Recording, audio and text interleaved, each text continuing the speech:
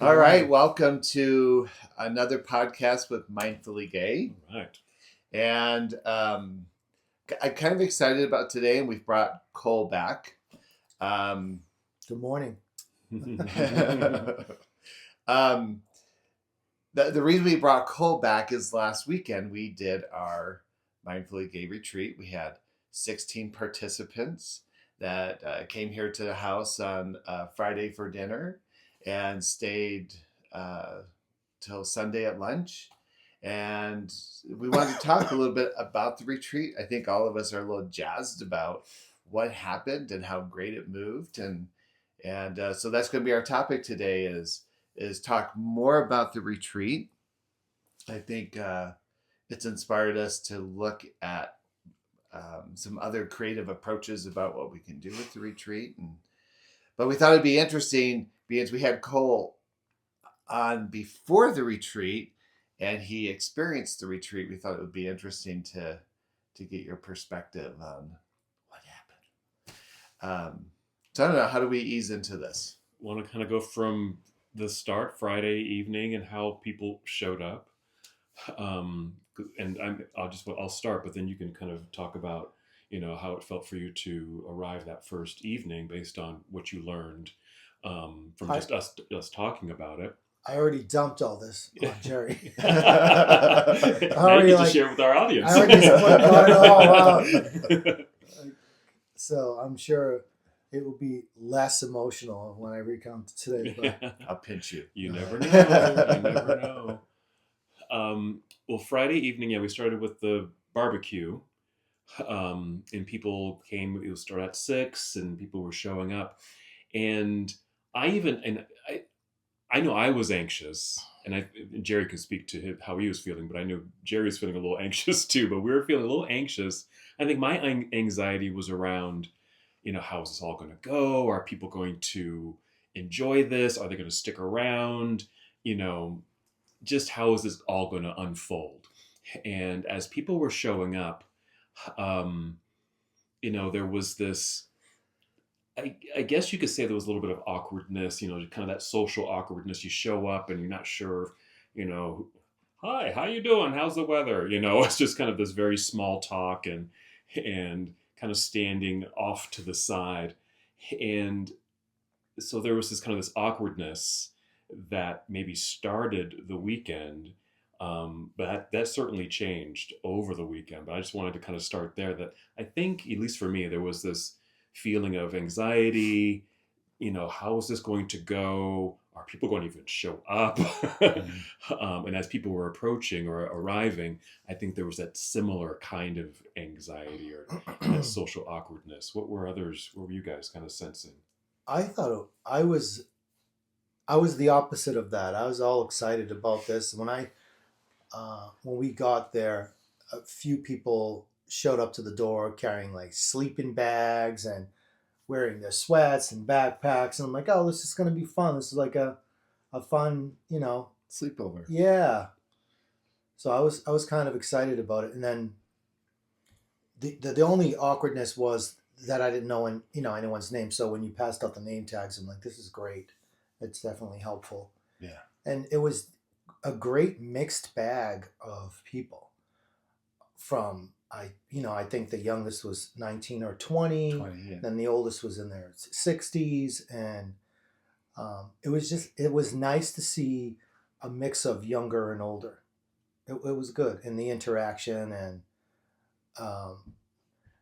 you could the nervousness of people lent to lighthearted giggling, and it was kind of nice. It was what you would want and expect from a gathering of friends. There was no, I mean, there was a little people. There were a couple of guys that stood in the back and were a little reserved. You could tell that they were nervous, but I think that was diffused when we all sat around downstairs and we discussed, the whole reason for being there and what was not permitted, but what should happen and what shouldn't happen. Like, put your cell phones away, and what the retreat really is about. And I thought that diffused a lot of it, and I think everyone was kind of really getting into it. Yeah. Well, pretty much everyone. and Bruce even commented. We were having dinner Monday, and he's been around this stuff before, and he goes, I wasn't sure if this was going to work, but he said that first night he just felt like people kind of started to go for the dive, Yeah, get into the experience. I liked the how people were, how you set that up. Where people brought their ancestor photos, but then also the history and of gay, whatever that person was that they felt connected to, and gay culture, and reading those stories, I thought was really great and very interesting, and definitely shed light on the personas around the room and what it is that they were interested in. So that was kind of another way that made it easier for me to connect to people, because I kind of knew what they liked, what they're interested in, and Yeah. what they respected. And I liked that you did that first after the food, because everyone works better with a full stomach. So Yeah. I thought that was nice. Well, whenever you start an event with men and food, you're on a good start. What was your thought? Because it was kind of really your first retreat, even though you were host. Yeah, it was. This conversation is very important because it illustrates the different ways in which people show up, right?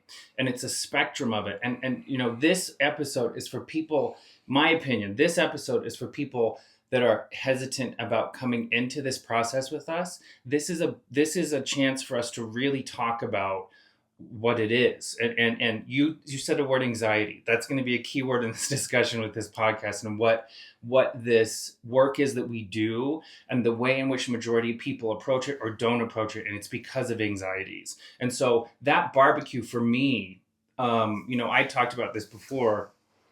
I'm looking at these mountains differently now. When I come to these events, the old me was anxious. The old me would have had a drink beforehand to curb it, because that's just how I, for decades, got into social situations like this.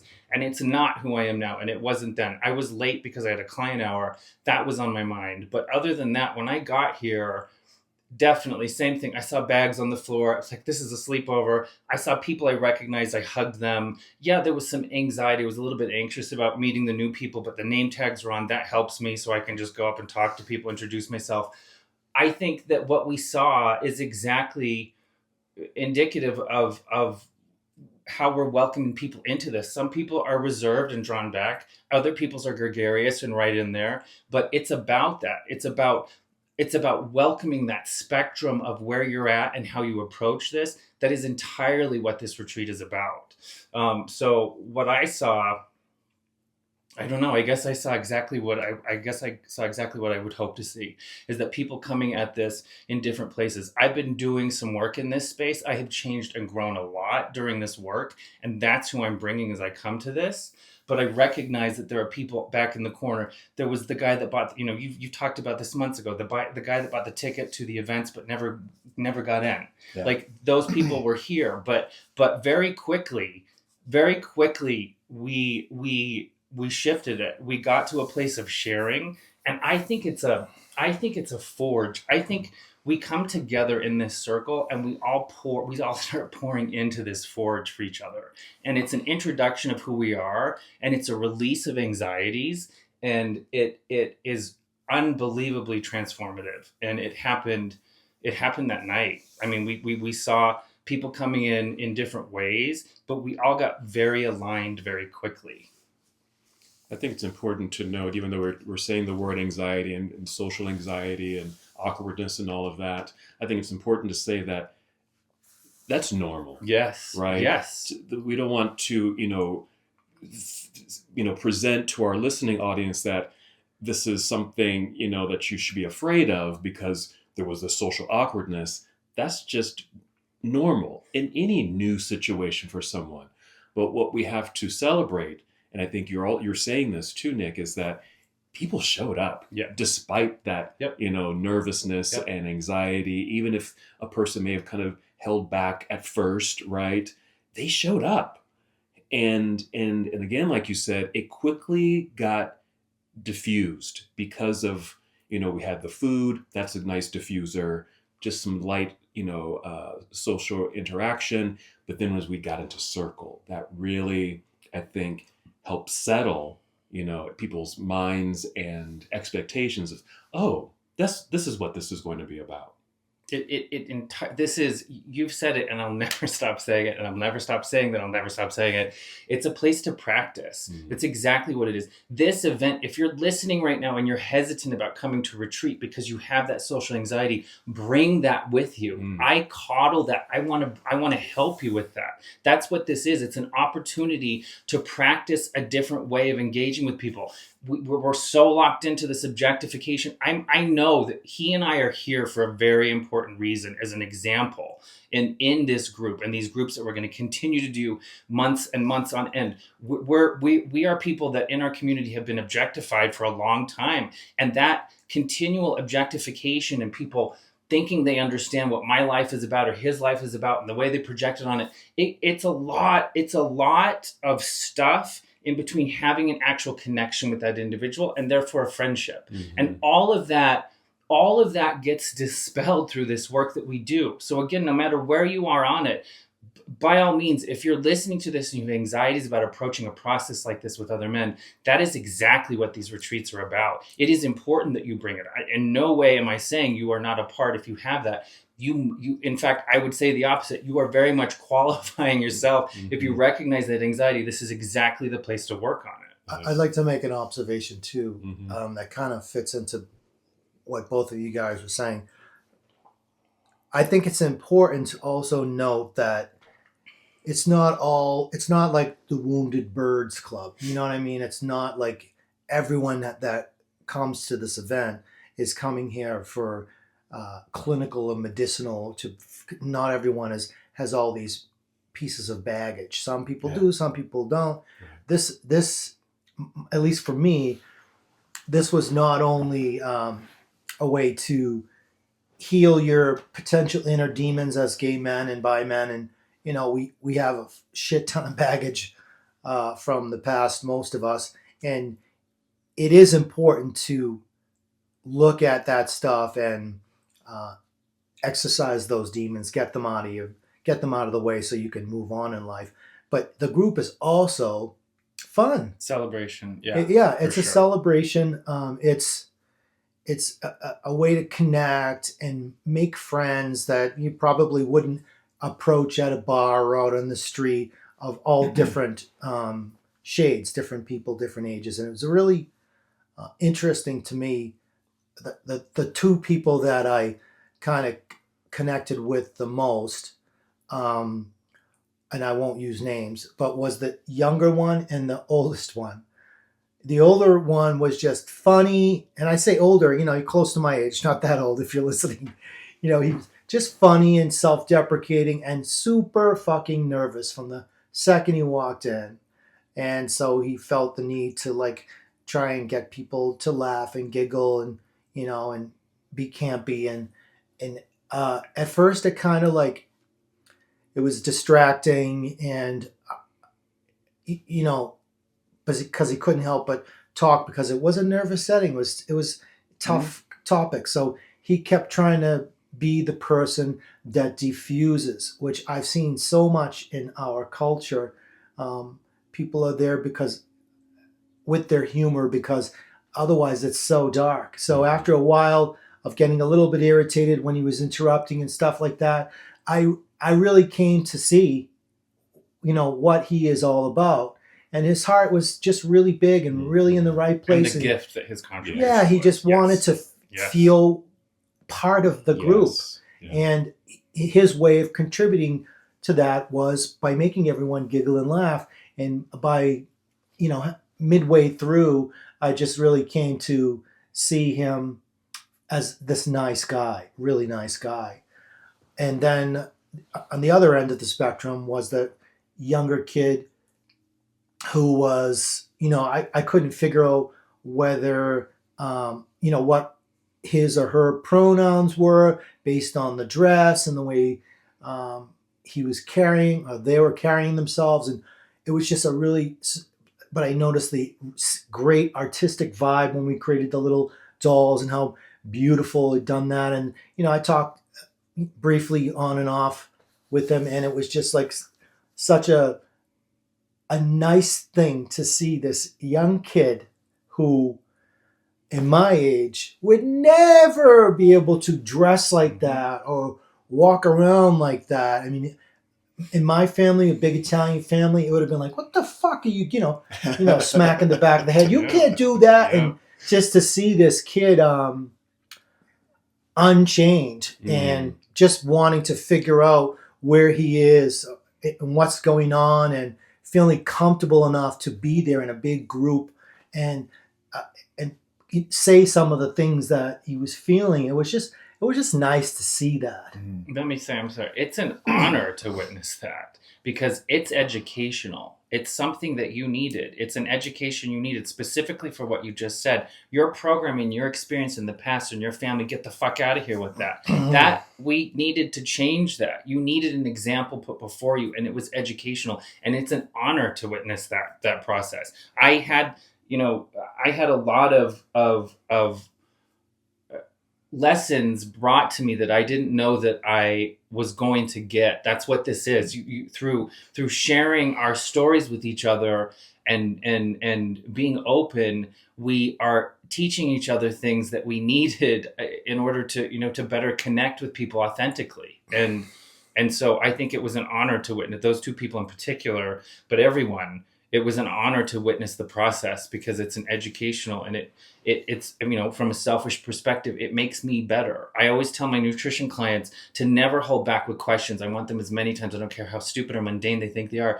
because at the very least, it makes me better for the next person. And I think that this, we are facilitators of this retreat in training. We're always going to keep learning every time we do them because there's so much information and knowledge that these people bring by attending and sharing with us. Oh my God, how about the guy with what a nice guy. He was like a fucking deer in the headlight the whole time. He was this huge smile. He was like, it was like he was getting all this stuff that he needed. And at one point I went over to him and put my arm, I said, "I'm so glad that you are here. I can just see that this is feeding you and helping you move past this." He, as all these kids, he was straight, came out super late in life, and just all this shit and all these dynamics are going on, and I couldn't help but think this poor fucking guy was going through all this shit pretty much alone. Mm-hmm. And when he came here, he was able to talk about, reluctantly, and it was tough. It was like pulling teeth, and I understand how emotional it is for him, but for how he expressed himself and how it was like so great for him to have these people around that were listening to him and giving him feedback. And you could tell that he was like this when he first came in, and then he's like, it was just so nice. And I told him, I said, "I'm so glad you're here. This get together is so important, especially for people like you that have gone through this and are going through this."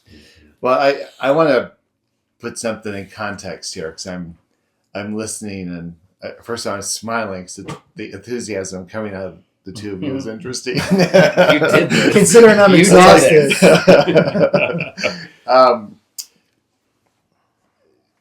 And it's interesting the conversations I've had with people after the retreat who kind of wish they had been here, because some of the commentary that we've heard was, "Oh, I don't know if I could ever do that. I don't know if I could hang out with those guys for that many days."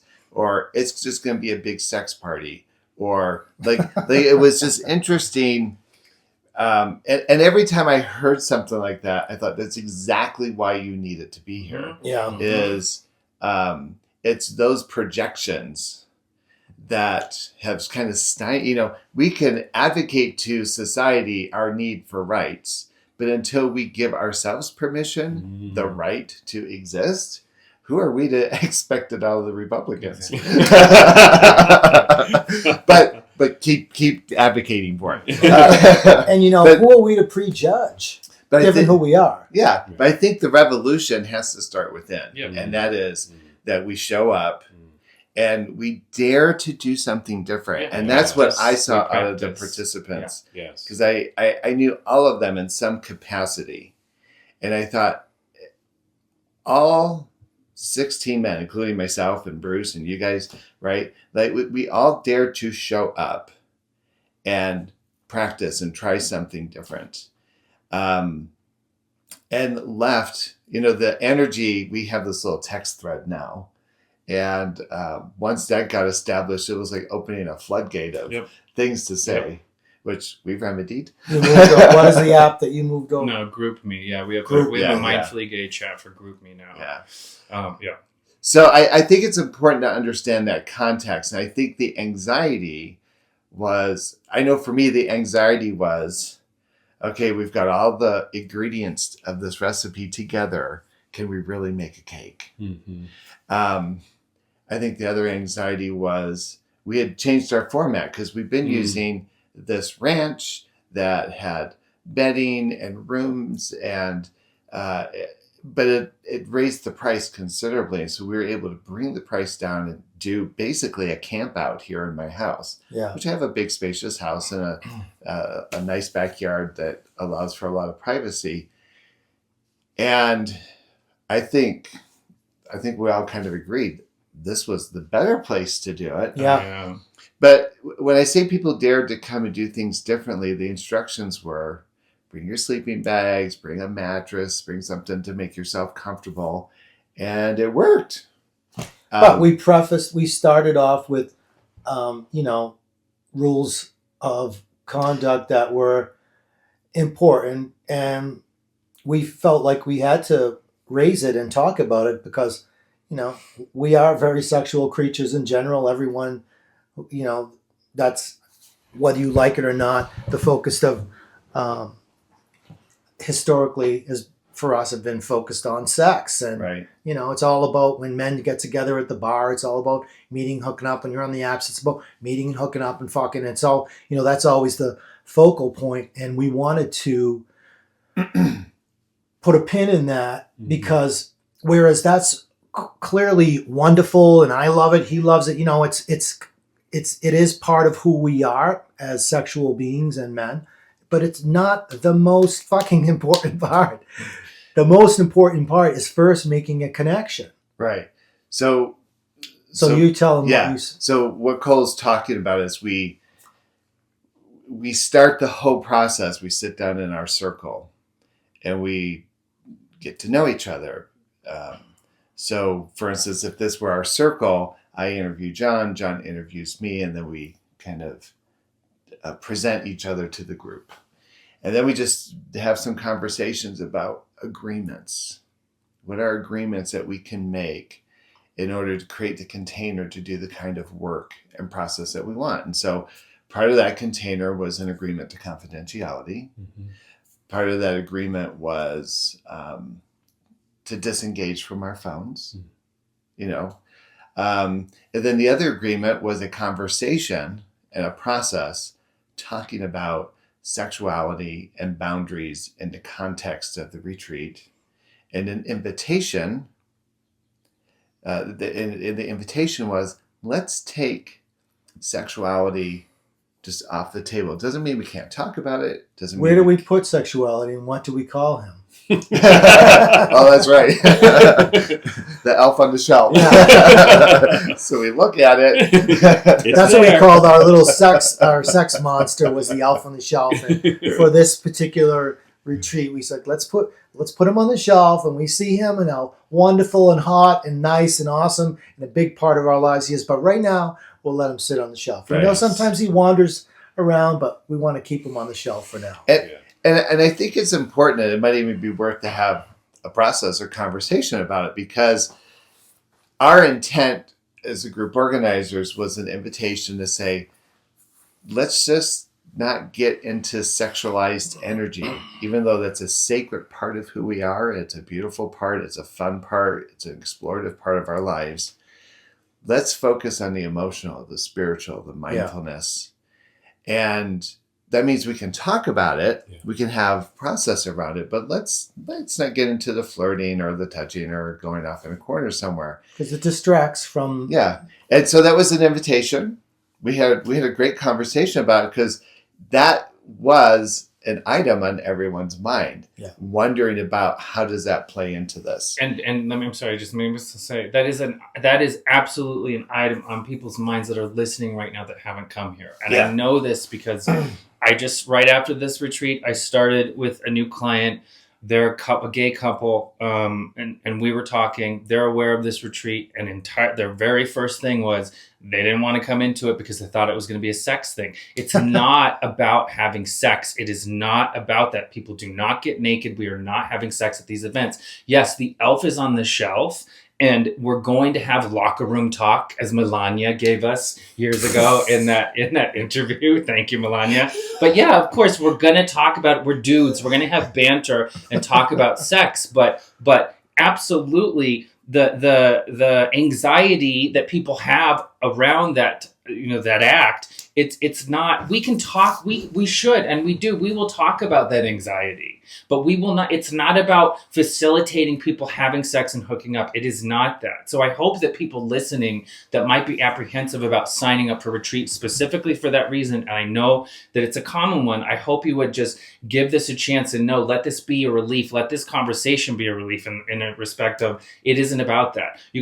That's what, there's an app for that. We have many apps for that. That's exactly the loop that the majority of us are caught up in, is just this, I don't really know this person, but I'm so fucking horny, I'm going to have anonymous sex, and then it's done, and it's over, and it's empty. Not that there's anything wrong with that, and not that the sex I'm not isn't... shaming sex. Yeah, I know I'm just that. saying I want to be extremely clear that this, and the reason why I'm filled with fire, I can feel it, I don't know where it's coming from, I don't know why those songs come back to me in the lodge, I don't know why I feel so strongly about this, but it is, I know what it is. It's my commitment to my brothers that are hurting, that I'm going to help hold this container in the way that it needs to be so that we can come together and heal. Was there temptation for me at this retreat? Absolutely. Did I want to act on that? Yeah, because I'm programmed to. I know exactly how to play that game, and I do it well. But I didn't, okay? It was literally right in front of me during yoga. Like, there was a lot of temptation for me, but I didn't act on it. And I'm glad that I did, because it was a lesson. It was something that I needed to learn so that I'm better next time around. This is not about shaming people for sex. No. At all. No. We are all absolutely hugely supportive of it. But it's an opportunity to put that on pause and to practice something different so that we can have tangible, real connections with our brothers. Because when we do, we are filled with the spirituality that you just don't have before you jump in. In a nutshell, there's a time and a place. Right. But let's talk about this for a minute, because I know you and I had a conversation after the retreat about this topic, and we had one before the retreat, and it was interesting what happened in the retreat, because I think there were people who were across a particular kind of spectrum of exposure to sexuality and access to sexuality and sexual expression. And so there were a couple of folks in there who were just like, yeah, right on, we want to support that. And then there was one or two people who had a reaction of, I've spent my whole life disengaged sexually, and I'm not even sure how to describe the reaction to it, but I think that's the power of the circle, is there were people who had responses to that invitation, which were sources of necessary exorcism, if you will, right? Like I need to look at what my relationship is with sexuality versus the person who's feeling like their sexuality may be coming to a close in their life. Mm-hmm. They're having a very different reaction, feeling like, right. And so I felt like, I'm not even sure if I'm expressing myself very well, other than the idea of the retreat isn't to kind of just like put any nails in a coffin as much as to say, what happens when these issues come up? Yes. Where are we at in relationship to them? And can I understand you, and can you understand me? Right. And can we recognize that we're all faces of the same community? Yeah. Does that make sense? Yeah, it does. Because I think you're having that thought. Well, I'm trying to follow where you're going with that. You're kind of trying to say that it's just what this particular get together, we made it a point to say it's not about the sex. It's about all of the other things. It's about healing. It's about expressing. It's about making friendships and all that. I'm guessing that that's kind of what you're saying. And recognizing that everyone's response was relevant. Yep. And, Yes. and varied. Some people Yes, were there and- to get laid. Yes. Some people Yes. came and they Very were like, important. oh, and Right. you kept hearing them That's good. talk about it. So it's really tough sometimes to put that big giant part of who we are as sexually active men, Yeah.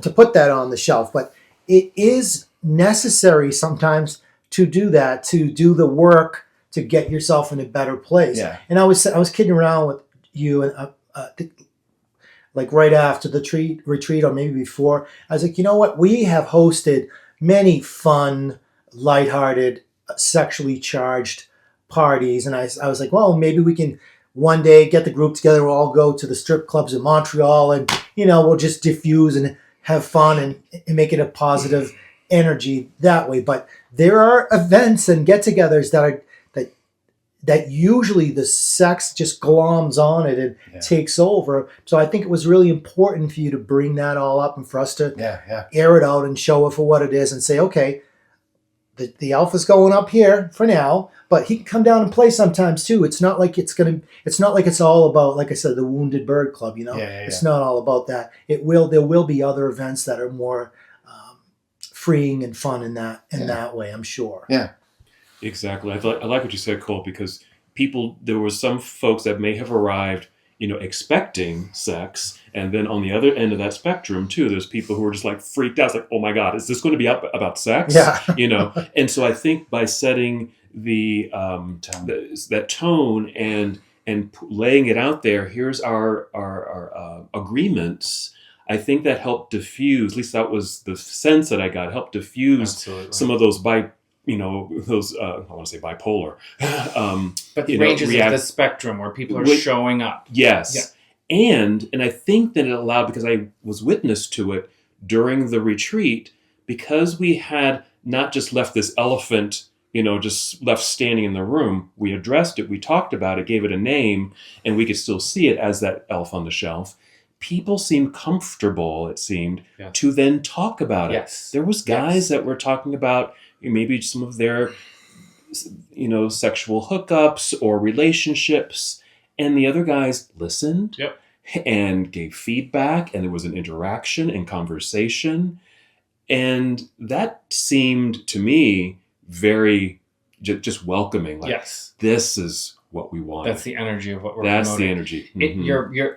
We're coming to this with a lot of experience in our gaiety. We have been to different places, we have hosted and helped and whatever. But there were certainly individuals showing up to that retreat that had no experience. Mhm. This was their first opportunity to dip their toe in the water and see what it's like to be in a group of gay men, especially, coming from a place where married, children, recent, just barely coming out type of thing. Right. And so absolutely, it is so important. I know I'm trying to say, no, we're not fucking here, but it's not that I'm shaming the idea of it. It is still a very welcoming place, regardless of where you are in that spectrum of experience with that topic. Yeah, it's still going to be a discussion about it. We're going to explore those issues, like you said, and we're going to share that. And so that sharing of that is quite satisfying, I'd say, to the people that are dipping their toes in for the first time. Yeah. And we're thinking it's a big, pile on sex of something type of event. It's not, but you're going to understand sexual experience through discussion and through the way in which we contribute it in the conversations we have. I do have to make a confession, though.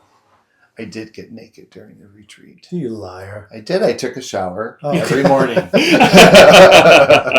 But the door was closed. You didn't leave your garments on when you took a shower, Jerry? Come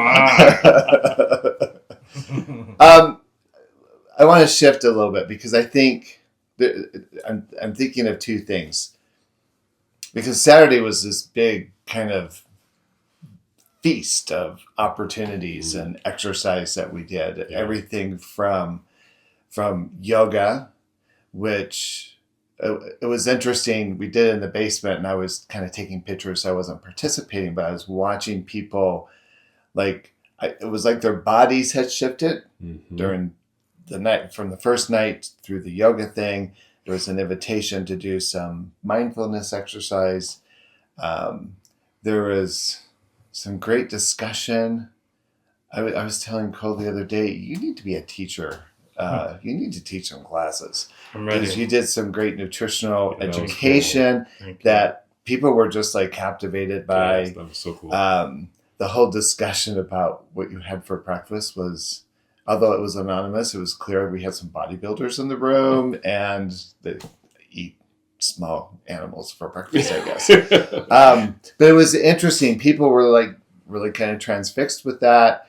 And People are thirsty for that Yeah. kind of stuff. Knowledge, Yeah. information. They want to know. I mean, especially, he knows everything and how to make the male body work properly from Yeah. top to bottom. bottom. So when he went, even that, he said, we've got to talk about mushrooms. I'm like, who the fuck? What mushrooms? Mushrooms of all things. Why Then when mushrooms? Edible mushrooms. regular mushrooms, Culinary- not culinary psychedelic. Culinary mushrooms. mushrooms. Yeah. But so he set it all up, and there's a big thing of mushrooms, and the other mushrooms. He's talking about the mushrooms, and I'm like, what the fuck? Why do I care about mushrooms? And then when he got into all the details about Even how to cut them. Yeah, but also the what the mushroom does to the human body and why it's so important in certain amounts. People have just lost that reality that Yeah. we grew up, as human beings with mushrooms around for a reason. The nutritional values and the minerals in the mushrooms are things that we lack and don't have if we don't eat the mushrooms. Yeah. And he And- went into the whole history and everything about it, and I thought it was fascinating. Well, and I was watching people watch it, and I thought doing it in your thong was a creative way of doing it, That's but they were transfixed.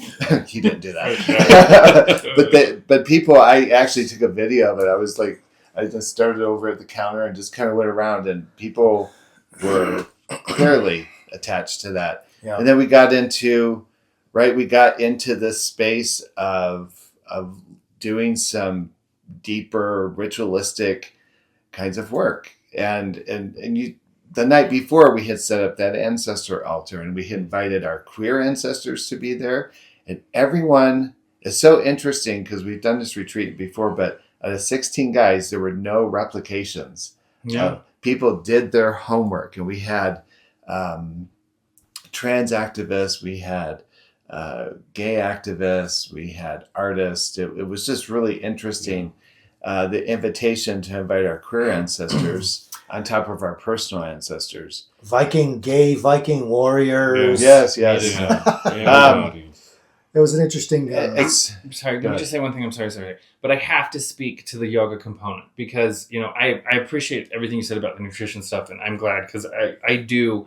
It is in me to teach, and I'm glad that this part of me is coming out because, again, before apprehension, scared crowds, whatever. Now I welcome it. I'm really comfortable in that space, and I love talking with people about these things. But you've talked about it before, John. One of the joys that coaching yoga brings you is that I just did that moment when people do that. And that's exactly what I was seeing. That too for me is why I love coaching movement and getting into process with people and getting them into things that they thought I could never do before. But that's exactly what I overheard happening with people. Cause that was a challenging routine. It was perfectly perfect. There were different levels of ability in the room, but there were just a number of conversations about, I just did that. I just did that. So again, think about what we're doing. We're offering them this opportunity, this container of, pouring out some anxiety, sharing, getting to know people like tangibly in a very short amount of time. The anxieties get kicked out. We have physical challenges that you get to pull through and show up for yourself.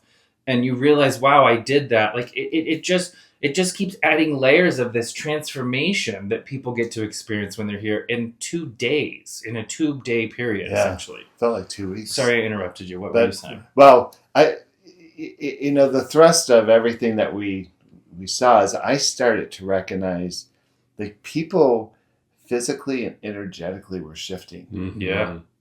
And this is something that Jerry does very well. And with that particular individual, was able to see his authenticity and to name it and to celebrate it and to look him in his eye and say, this is your blessing. It's a gift. This is your gift. Yeah, for sure. And that's what I'm getting chills now. No, I That just did was- too. That was the thing. It's interesting on social media. I do a lot of reels for Mindfully Gay, and we average maybe about 100, 120. They say you got hit 120 times. The reel that was a collection of pictures about the retreat has exceeded 500 or 600. Oh, really? Then I did a reel the next day where I was driving home from the gym, and I was just like still kind of like ignited from the retreat. And so I just kind of videotaped myself with the phone properly positioned so that I could drive. It was great lighting. It was great lighting. Yeah. Was the phone vertical or horizontal? That matters.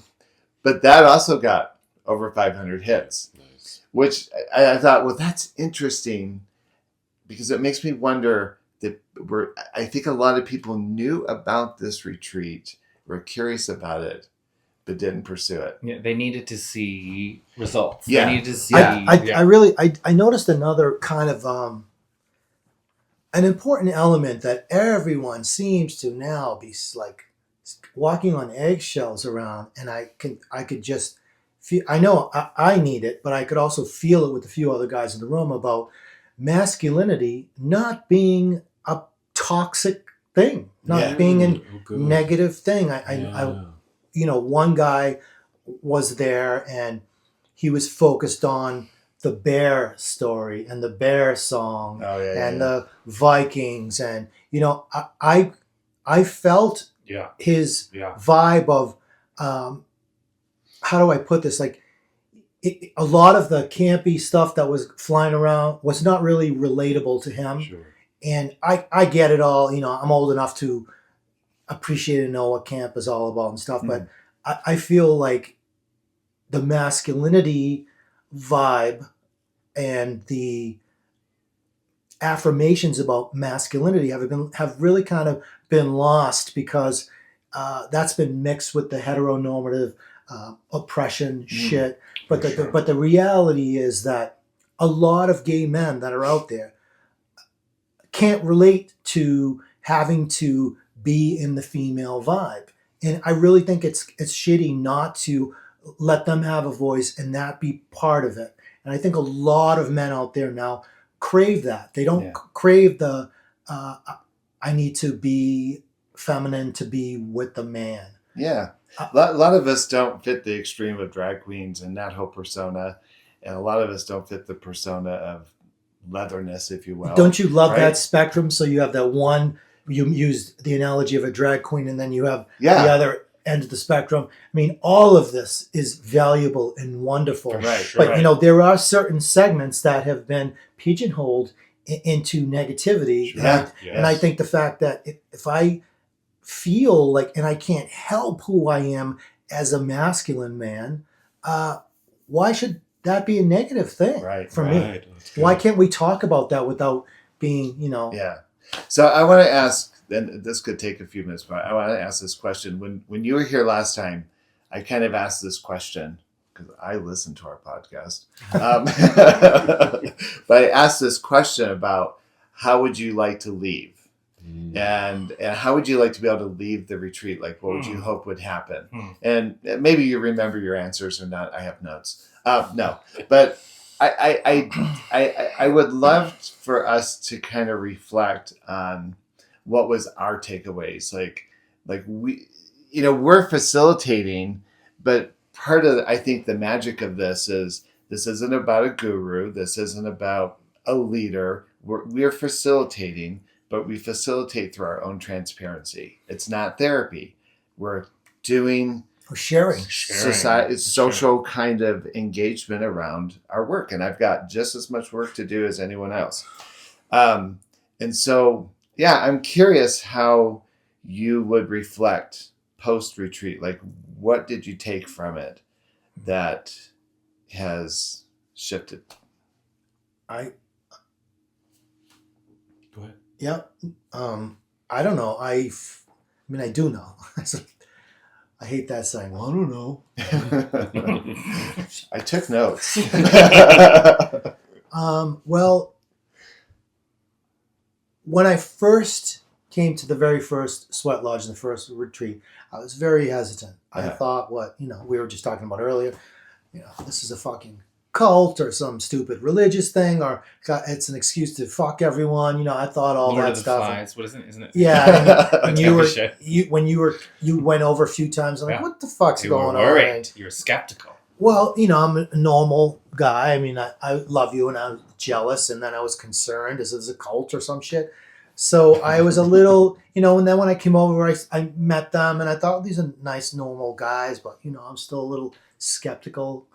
And then when I went into the sweat lodge, and I was there, and I was still uncomfortable and reserved, and when it was pitch black, and then the drums and the singing, I thought, wow, this is really a very cool, out of my realm of things I've ever experienced before. I kept thinking to myself, as a producer and a photographer and a filmmaker, I kept thinking, oh my God, I would love to record this and just put it on a headset and lay there in bed and just chill out to it. So that kind of was nice, but I was still a little skeptical. But then I got to know you, and the four of us went out and dinner a couple of times, and I saw that you were like really nice, down to earth, cool guys, and I'm like, oh great, we'll make friends. So the more I was picking your brain about it, and picking Bruce's brain, and he's got so much knowledge and such great stories. I loved, and everything that I said. He was, both of you do this introspectively, contemplatively, considerate, and you do that thing that I love. It's a lot of people are freaked out by it, but I call it the pregnant pause, when you're like, well, and I go, Jerry, blah blah blah blah blah, and you're like, well, you see, and then like you smell the wood burning, you see the smoke coming out of his ears, and he's like processing this because he gives a shit. They both do, and they want to get it right because they care that I'm sitting here and I'm interested. And so those long pregnant pauses, I always knew were going to give birth to something really special. Yes. And it never failed. So I was like in. And when you're planning this latest one, I was really I'm in it, because I was looking for something to help me get past this grief. And a lot of people don't know this, but I was born 1 million years ago, so I experienced the gay plague that ravaged everyone in the 80s. And I always tell this story about, I have this 8x10 black and white photo of me standing with like 15 of my good friends and my ex-lover, and and that photo, only 2 of us are alive. So during that time I was and this is in itself, it's miraculous because I can talk about it without fucking crying, because I couldn't even get it out for so many years. I just went to, for this short period of 3 or 4 years in the 80s, I went through, 25 funerals of everyone that was older than me. I lost all my gay elders, anyone I looked up to, except for one. And I started, to internalize, why am I doing that? And I never could figure out it was because I just didn't process that grief. All of my friends that I love so much, I just didn't know what to do. I had no training at all. No one taught me that, and I couldn't talk to my parents, my family about that, because I was still kind of in the closet during that time, or the internal strife of talking to my older brother or my mother or my father or something just wasn't going to happen. I had no one else. And like I said, everyone else died. So it was just stuck in me. When I'm talking to you, and we went away to the Grand Canyon, just the 4 of us, it was a nice couples getaway.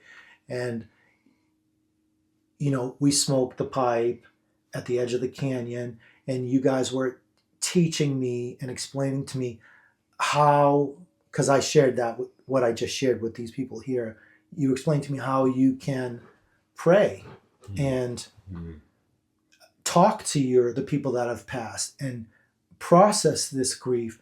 And it was just, and I kept asking the most minute, questions, and I was breaking it down. I'm like, well, spiritually, like what specifically do you say, and how can you pray out loud? You have to pray out loud.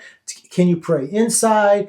I mean, I didn't know. Could you pray? You could. You're saying I could pray to all of my past ancestors, and you were like, and I kept like, I was waiting for you guys to go, you know. But you were so patient, and you really, especially with Bruce, these little parables and stuff that it helped me. It made me say, okay, these guys seem to know, have a way to process grief and the afterlife, and to celebrate and to recognize and look at your past and see what the fuck is going on in a way that might help me get, as I describe it, unstuck. Because I've been stuck in that weird place where I had so much grief. I couldn't help myself. So I went into this strange thing, which our friend Dave calls the Mother Teresa complex.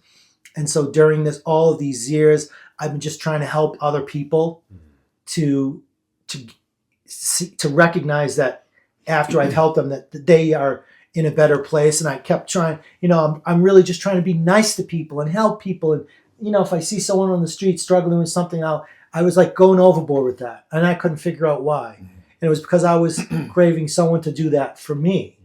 So when I went into the lodge, I'm getting choked up a little bit, which it's good and bad, I guess, because it shows that it's still strong with me. But I'm actually able to verbalize it, which no way was I able to talk about any of this shit. Like, leave me alone, you know. I could pinch you. Yeah. No. So I said, you know, I'm going to be open. I'm going to be open, and I'm going to do what these guys have suggested that I do. And when I went into that sweat lodge, and I started to think about things that I hadn't thought about ever, and I started to put into practice prayer in my own way. And when people were sharing, it was good for me to listen and not observe, because it's pitch black in there and it's hot as fuck, and you're really there alone. It's like being in outer space, or in a pregnant stomach. It was like being in that, like a crucible. And I felt that I could cry, which I never do, but I felt like I could release, and I felt like no one could see it, but everyone was there to be part of it, to spiritually kind of help me too. And I was able to, you know, when I'm sitting there in the dark, and I at one point I remember feeling me putting my hands up, and I was so open to this that I had described it to you. I felt like it was like I had a river in me that was dammed up completely, the dam. And then at some point in there, when I started to verbalize a prayer to, like, you know, my mother or my nephew or my sister or my best friend or all these people that have passed, for the first time ever in my life, I asked for like a group for help from them. And I really did.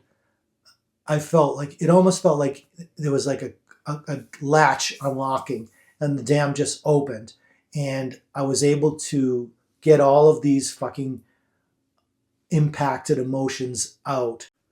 So for me, that was it for me. That was like, I am now in a place, you know, it's still a little bit of a struggle. I do get a little aggravated or frustrated, but it's nothing like it used to be. I feel like now I can talk about it.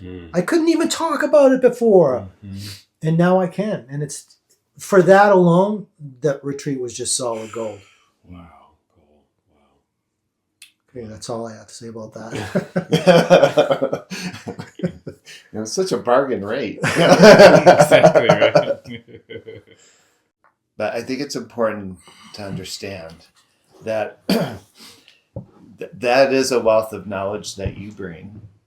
But I also watched you show up in lots of ways that had nothing to do with your sex. Yeah. You were the person greeting people at the door. You were the first face that people saw. You were incredibly inviting. I mean, I just watched you put each person at ease. And then when you were in the circle, I mean, let's face it, I mean, you guys carry a certain layer of celebrityship. And both of you both showed up and put yourselves out there in a way that they haven't seen you guys before. Right. Yeah. And to me, I think you and I have discussed some really, I think we're thinking of the same line about how to be creative around the sexuality piece. Yeah. And I think that's a valuable piece that you bring. But I just think it's important to understand that at this thing, how you showed up, how you participated was also part of your magic. Mm-hmm. Absolutely. And your purpose. And was critical. Mm-hmm. And no, it was critical. Yeah. And that was touching for me because there was a part of me that was playing a little Papa Bear, almost feeling like I want to kind of protect something here. And it just naturally flowed because you guys were naturally there. And everyone else naturally showed up. That's what happened, was this layer of authenticity that was incredibly powerful. Mm-hmm. And and it kind of started and ended with us. Like, we all had to be able to do that. Right. Mm-hmm. Yeah. John, what about your experience? Just thinking about what Cole shared so deeply and personally here, and I appreciate that.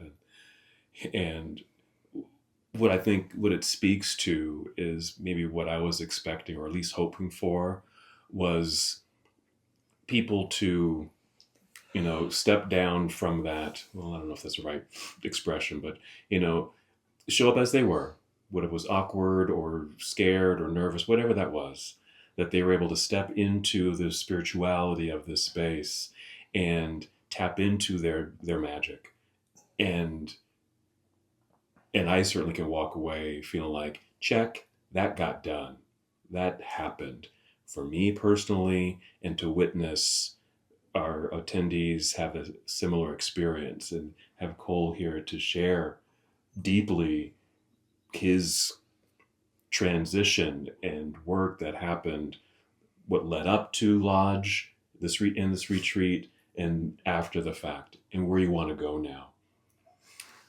And I said this at the closing circle, and again, this speaks to Jerry and what he offers, and you're speaking to this too, where so thoughtful and contemplative, and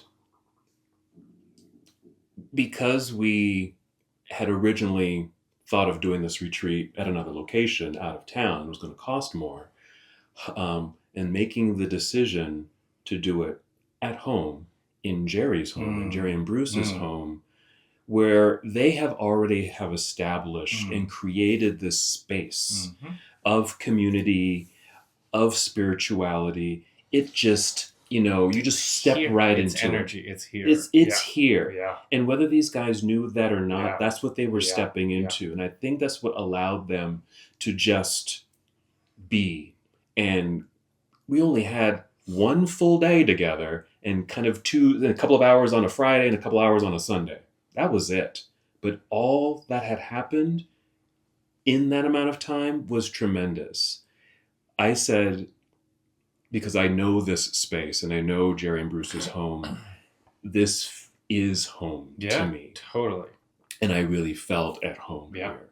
And so that's what helped diffuse my nervousness. Like, I'm at home. And I'm hoping these other guys also experience the home feeling of this space and what we're creating in this retreat. Do you know what it kind of reminded me of as you're going through this, and I'm remembering all? I just couldn't help but think this kind of, it's totally opposite, but it's sort of like, I think, what we should go to, but in a different way. But when I was a kid, summer camp. Summer camp. Yes. We had counselors that there was Diddle like, do- no, what was sorry. that thing? They did. GIMP class. Everyone attended GIMP class. Everyone did like, okay, we're going down to the lake. Everyone's going to learn how to swim today. And then you have classes on, Yeah, everyone's we're in going to it learn together. relay Yeah. races. And Yeah. it was like singing around the campfire. And it was this, that just dawned on me. I'm getting Yeah. goosebumps thinking, I loved summer camp when I was a Well- little kid. And I kind of feel like it It had has that that little vibe. bit of a vibe. It I'd like does. to, It maybe we does. should create like Mm. Camp Mary Yuhu or Well, the tribe of the Viking camp. And, Do you you know, remember I years love it. years ago I we love used to it. do a fairy scout camp, Mhm. not a Boy Scout camp, fairy scout camp, Mhm. and we would go camp out on this property, and we'd have 15, 20 guys there, Yeah. and everything from a sweat lodge to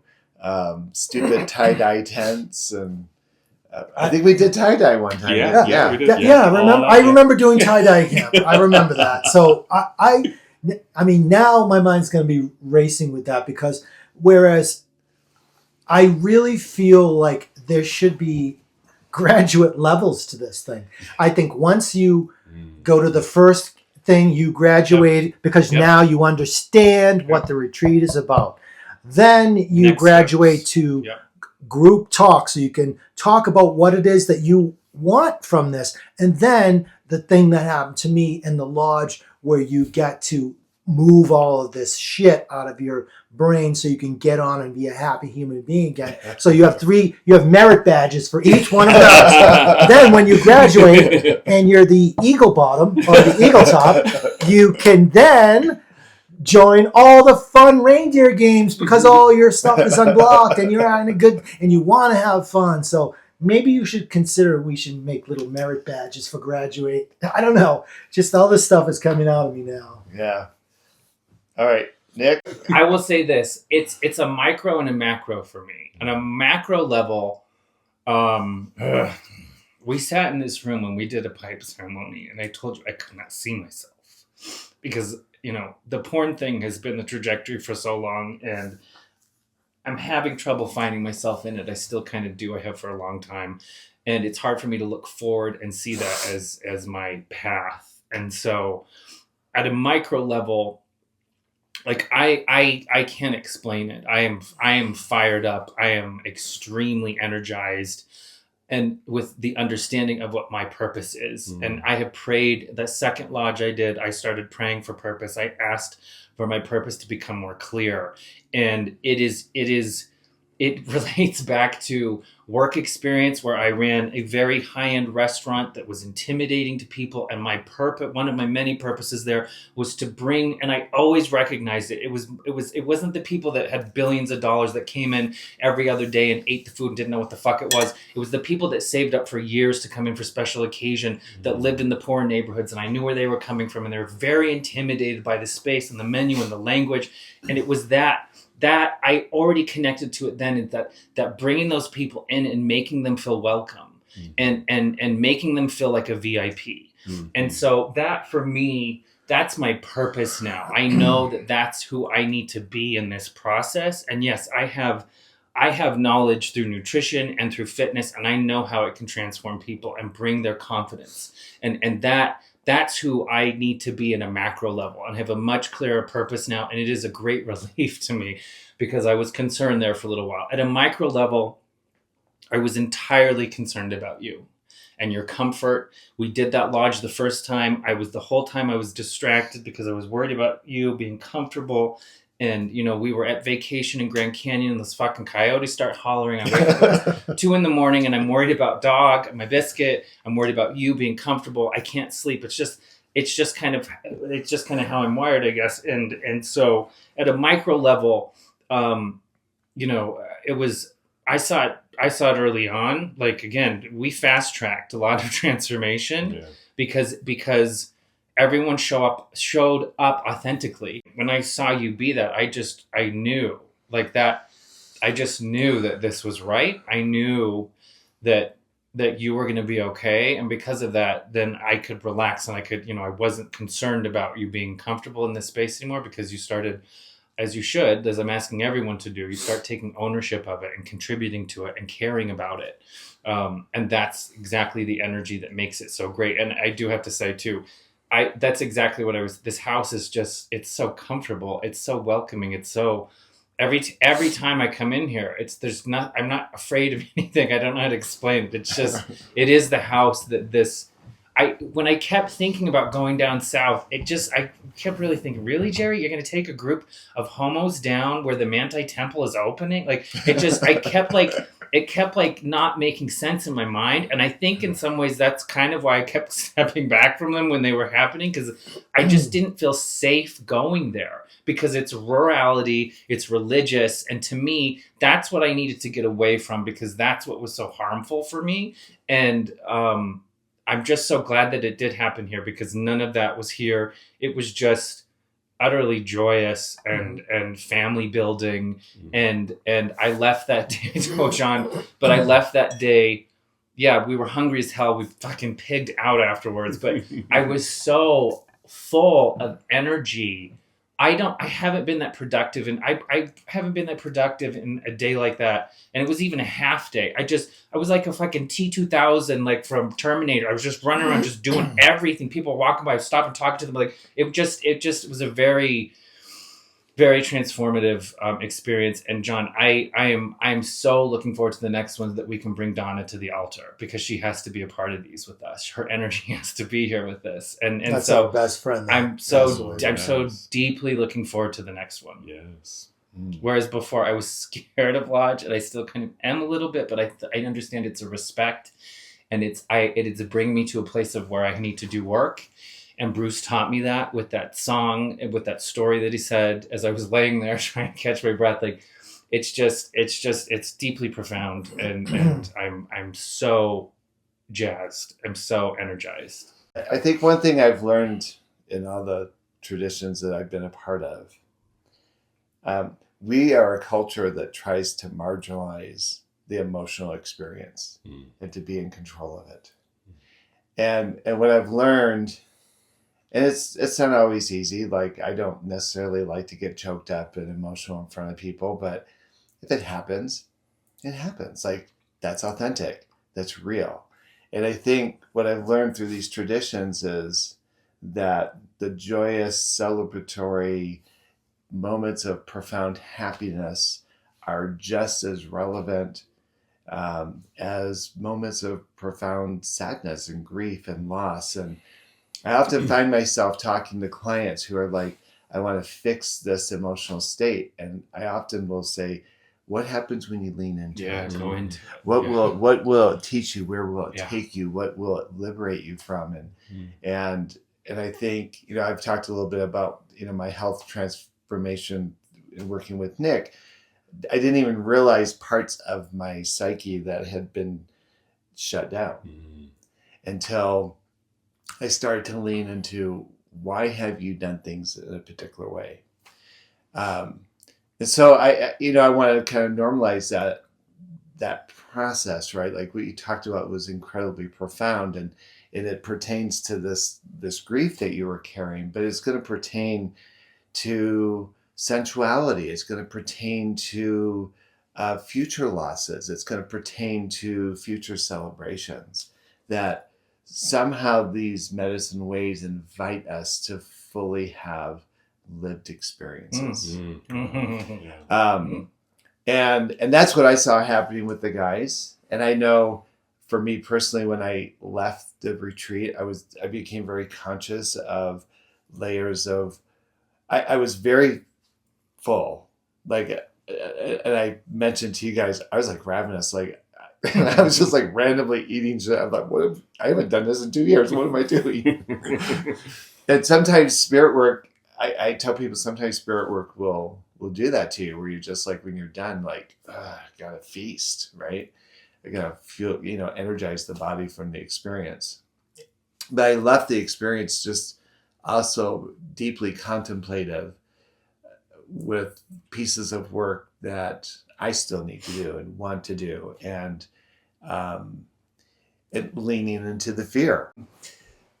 Yeah, so the retreat was remarkable. Yes. And we want to do more. And as you can hear, our ideas are churning, and we Yeah. probably need to sit down and spend a couple of hours, maybe before we head off to Mongolia, to strategize about how to move it forward. You know, we do this in the context of our lives. Right. You know, I work full time, you work we all work full time, and but it is possible. And what I've noticed after the retreat, like, we now have a hiking coordinator, and we have I'm hoping our friend that we talked about earlier will come to future retreats and help us with the greeting and the getting people comfortable. And we've talked about mentorships. And when we started this,